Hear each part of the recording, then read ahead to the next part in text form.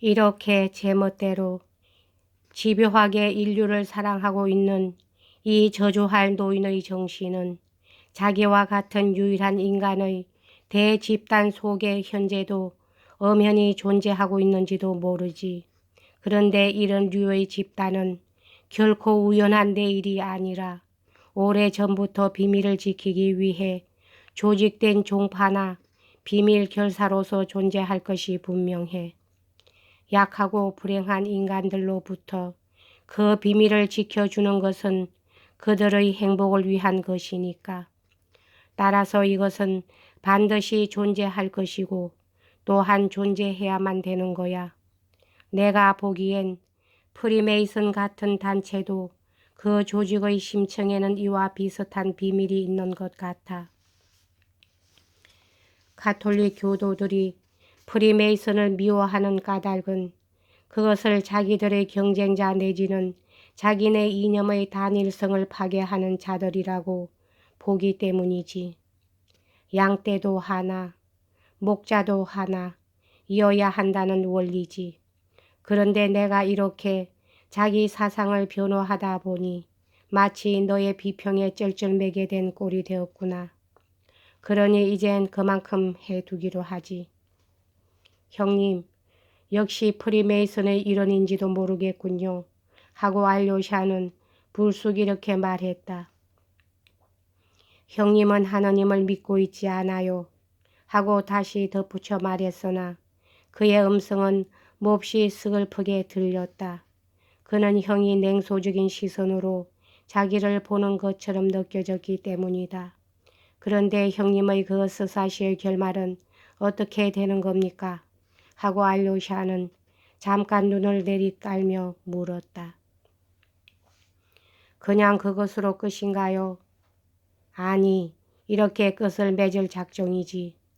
대신문가는 말을 마치고 나자 한참 동안 제수의 대답을 기다렸지. 그는 상대방의 침묵이 견딜 수 없이 괴로웠으나 제수는 조용히 노인의 눈을 들여다보며 아무런 대꾸도 하려는 기색도 없이 그냥 계속 귀만 기울이고 있을 뿐이야.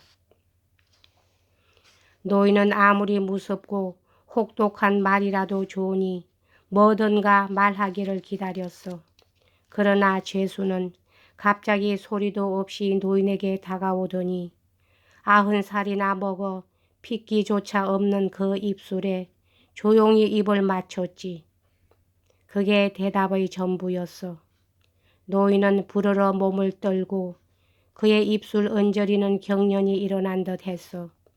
그는 곧 철문 쪽으로 가서 문을 열어 젖히고는 죄수를 보고 자 어서 나가시오. 그리고 다시는 오지 마시오. 무슨 일이 있어도 영영 오지 말란 말이요. 하고 말하는 거야. 그리하여 도시의 어두운 광장으로 풀려나온 죄수는 조용히 그곳을 떠나버렸지. 그래서 그 노인은 어떻게 됐죠? 그때의 키스는 노인의 가슴 속에서 꺼지지 않고 있었지만 그래도 여전히 자기의 이념을 고수했지. 그리고 형님 역시 그 노인과 한패지요. 형님도 하고 알료샤는 슬픈 듯이 외쳤으나 입안은 소리를 내어 웃었다. 이것 봐 알료샤. 이건 모두 잠꼬대 같은 소리야. 시라고는 단 두 줄도 못 써본 엉터리 시인의 시에 불과한데 너는 무엇 때문에 그처럼 심각하게 생각하는 거냐. 그래, 너는 정말로 내가 예수의 사람들을 찾아가서 그리스도의 위협에 수정 비판을 가하는 자들과 함께 어울릴 거라고 생각하니? 천만에, 그런 건 나하고는 조금도 상관없는 일이야. 언젠가 너에게 난 30살까지만 살면 그만이라고 말하지 않더냐. 30살이 되면 그때는 술잔을 마룻바닥에 내던지는 거야. 정말 그것뿐이야. 그렇지만 햇빛을 받아 끈적거리는 새 잎사귀들은 어떡하고요. 그리고 귀중한 무덤들은, 감청색 하늘은, 사랑하는 여성은, 그럼 형님은 앞으로 어떻게 살아가겠다는 겁니까? 어떻게 그런 것들을 사랑할 수 있겠느냐 말입니다. 하고 알료샤는 슬픔에 젖은 의조로 소리쳐 물었다. 가슴과 머릿속에 그와 같은 지옥을 안고서 과연 그렇게 될 수 있을까요? 아니, 형님은 틀림없이 예수의 사람들을 만나려고 여길 떠나는 게 분명해요. 그게 아니면 자살이라도 할지 몰라요. 그렇지 않고서는 도저히 견뎌낼 수 없을 테니까요. 무엇이든 견뎌낼 만한 힘은 있어 하고 이번엔 정말 냉소적인 의조로 입안이 대꾸했다. 그건 무슨 힘이죠? 까라마조포적인 힘이지. 까라마조포적인 저열한 힘 말이야. 엄탕 속에 빠져들고 타락으로 영혼을 질식시키는 힘 말인가요? 그렇죠, 형님. 그럴런지도 모르지. 그러나 그것도 역시 30살까지야. 어쩌면 거기서 벗어날 수 있을지도 모르지. 그때는 어떻게 무슨 방법으로 벗어난단 말입니까? 형님 같은 사상으로는 불가능합니다. 그건 역시 까라마조포식으로 하면 되겠지. 그건 어떤 짓을 해도 상관없다는 뜻인가요?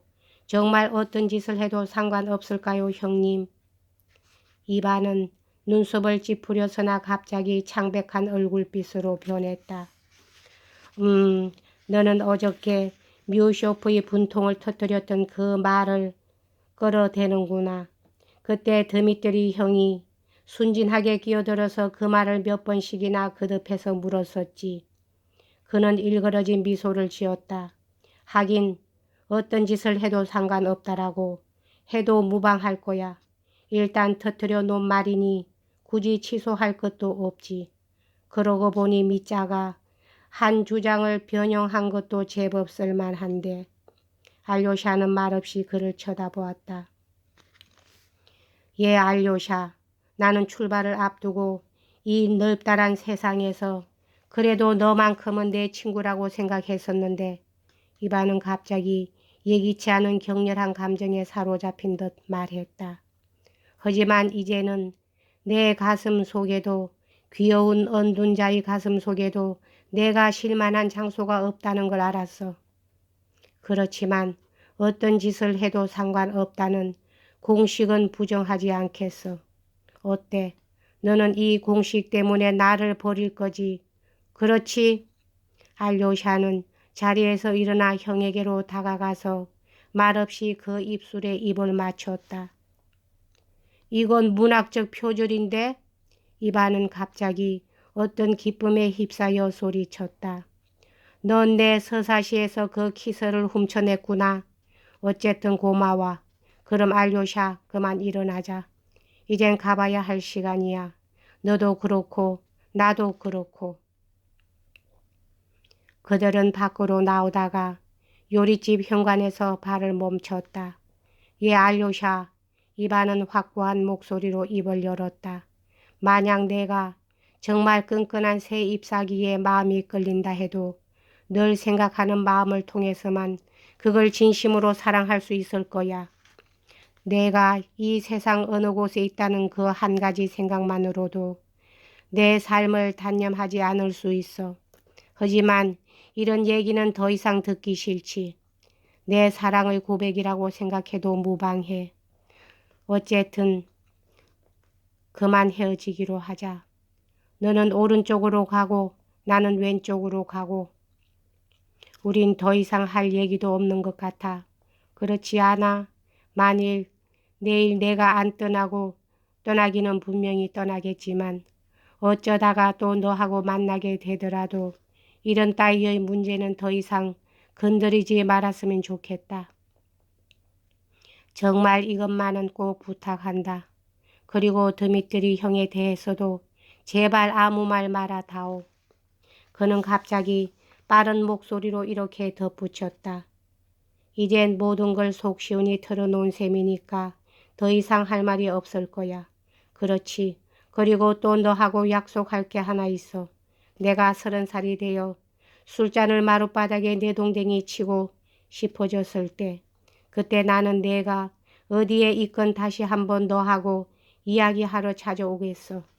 설령 내가 그때 미국에 가 있더라도 꼭 찾아올 테니까 너하고 얘기하기 위해 일부러 오는 거야. 내가 그때 어떤 인간이 되어 있을 것인지 한번 만나보는 것만으로도 정말 유쾌한 일일 거야. 어때? 굉장히 엄숙한 약속이지. 그러나 우리는 정말 이렇게 이별하여 앞으로 7년이나 10년쯤은 못 만나게 될지도 몰라. 자, 어서 너희 신부에게로 가보렴. 거의 죽어간다니 말이야. 만약 내가 없는 사이에 그 사람이 죽으면 내가 고년히 너를 잡아뒀다고 나를 원망할 게 아니냐. 그럼 잘 가라. 한 번만 더 키스해주고. 그래, 됐어. 이제 가봐. 이반은 몸을 획 돌리더니 뒤도 돌아다보지 않고 성큼성큼 걸어갔다. 그것은 물론 어저께하고는 전혀 성질이 틀린 이별이긴 했지만 어제 맏형 드미트리가 알료샤에게서 떠나가던 때의 모습과 매우 비슷한 데가 있었다. 이 기묘한 인상은 때마침 음울한 슬픔에 사로잡힌 알료샤의 머릿속에 화살처럼 스치고 지나갔다. 형의 뒷모습을 바라보며 그는 잠깐 그 자리에 그대로 서 있었다. 그는 불현듯 이반이 웬일인지 휘청거리는 것 같은 동작으로 걸어간다고 느꼈다. 그것은 뒤에서 보면 오른쪽 어깨가 왼쪽 어깨보다 조금 처져 내려간 것 같은 동작이었다. 그 점은 전에는 미처 알 수 없었다. 아무튼 알료샤 역시 몸을 획 돌려 수도원을 향해 거의 달려가다시피 걷기 시작했다. 날은 벌써 상당히 저물어 무시무시한 기분이 느껴질 정도였다. 그의 마음속엔 무언가 어떻게 설명할 수 없는 괴로움이 슬며시 고개를 들고 일어나기 시작했다. 그가 수도원 숲에 들어섰을 때 어제 저녁처럼 바람이 일기 시작하더니 수백 년 묵은 늙은 소나무를 음산하게 흔들어 대기 시작했다. 그는 뛰어가다시피 걸어갔다. 형님은 어디서 이 이름을 끌어낸 것 같은 도대체 어디서 끌어낸 걸까 하는 생각이 알료샤의 머릿속에 떠올랐다. 이반 형은 정말 불쌍한 사람이야. 언제 또 그 형을 만날 수 있을까? 아, 벌써 암자로군. 그래, 바로 저기 계신 분이. 그분이 나의 영혼을 구원해 주실 거다. 악마로부터 영원토록.